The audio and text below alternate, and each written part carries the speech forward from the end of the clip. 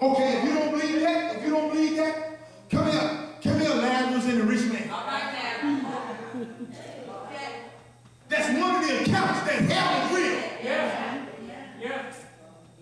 Lazarus sat at the gate of the rich man. Brother Brown, have you encountered folk that got everything you need? All right, sir. And yet you are begging? All right. My Lord. Not physically with sores, but emotionally and mentally. And they have what you need.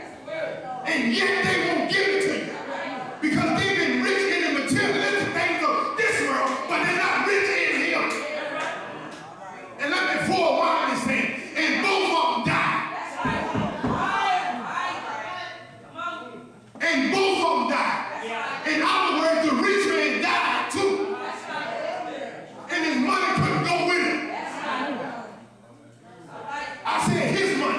Because if it was the Lord's money, He would have given it to Lazarus to help him in his condition.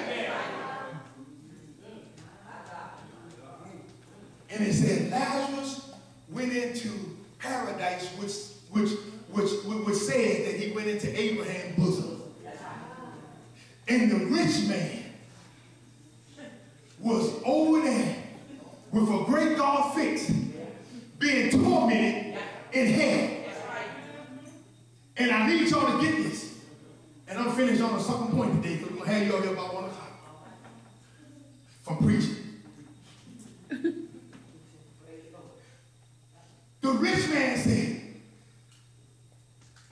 God, can you cause Lazarus to give his fingers? Not bring a bucket to me, but give his fingers and some water. And come over and cool my tongue. Because I'm being tormented over here. And then he said, well, if he can't do that, send someone back to tell my 5 brothers, don't come to this place. And God said you had to live it. So if I send someone from the dead to tell them that they would repent when I gave them the living, why do you think they're going to repent if I send the dead? What God was saying is not that He couldn't reach them, but they were beyond His reach because they had got so wrapped up in the world that they were living in. Said the rich man found every day presumptuously. A big word that we can't even define. That means that he didn't have worry about anything every day he woke up, because he had built his own kingdom. And when somebody needed something like Lazarus, who was really God's called and chosen, he had the ability to help him, or wouldn't help him. But it's not isolated just in that one incident. God had been trying to get that rich man's attention for a long time. But evidently his riches blinded him from God. And guess what happened?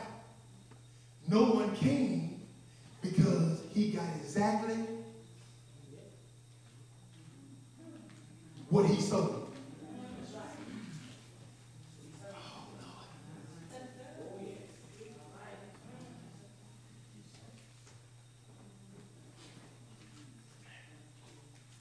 Y'all see here?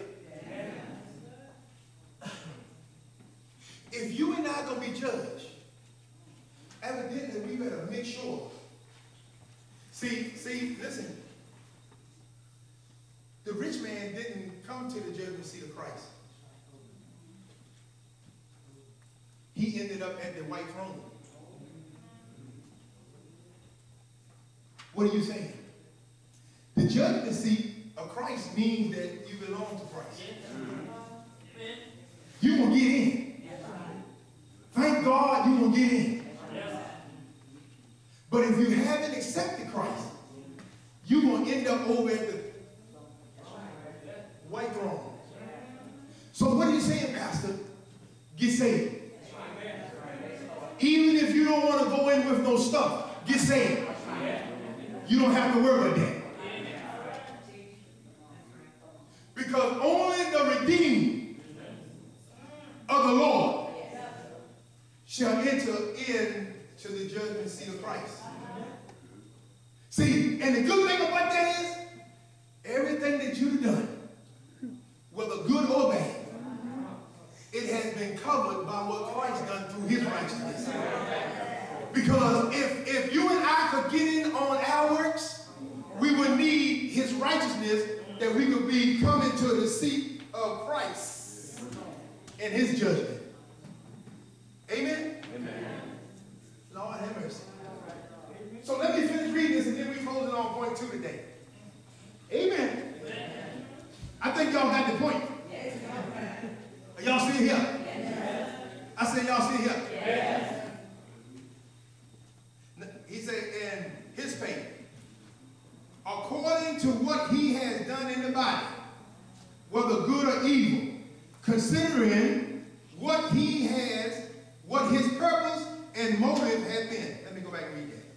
Consider what his purpose and motive have been, and what he has achieved, been busy with, and given himself to attention to accomplish it. Let me read the whole thing again so you can get the whole context. For we must all appear and be revealed as we are before the judgment seat of Christ, so that each one may receive his pay according to what he has done in the body, whether good or evil, considering what his purpose and motives have been, and what he has achieved, been busy with, and given himself and his attention to his accomplishing. And we finish. One more example. In Matthew chapter 25.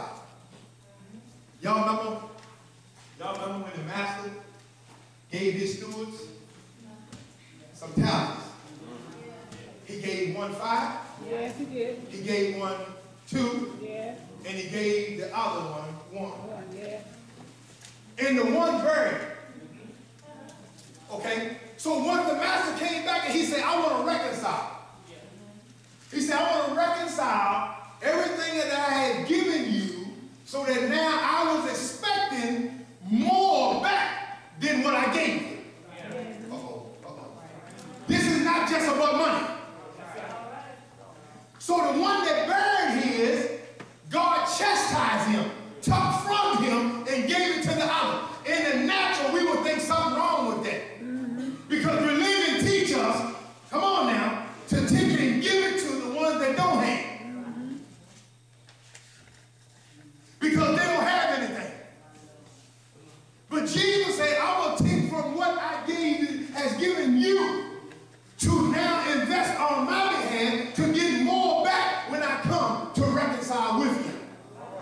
Now take that one from the one that didn't do anything that I gave him through the gift, through the talents, through the things that I have equipped him with. Now take it and I'm going to give it to Deacon Epps.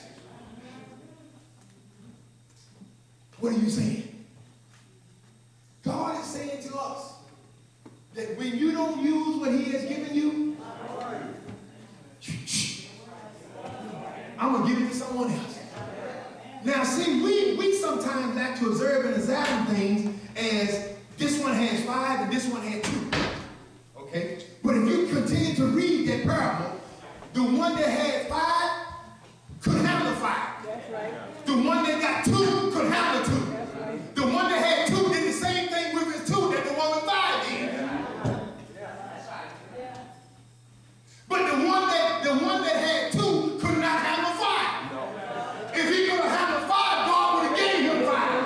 That's right. That's right.